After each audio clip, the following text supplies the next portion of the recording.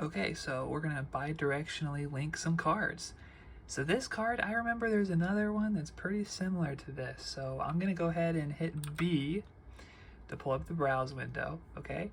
Now, you're gonna pull up the app expose on Mac, and that was just open there before. But you're gonna head back to the Anki screen, hit B again, and if you have the multiple windows open at one time add-on, I'll link it in the description, you can open 2 of these at the same time, which is really helpful.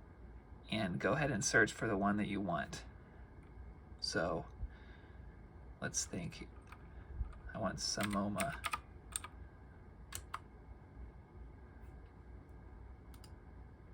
There it is. Okay.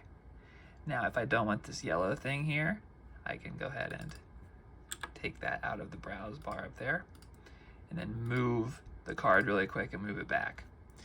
Now I'm going to hit Command-Shift-4, or however you take a screenshot on Windows.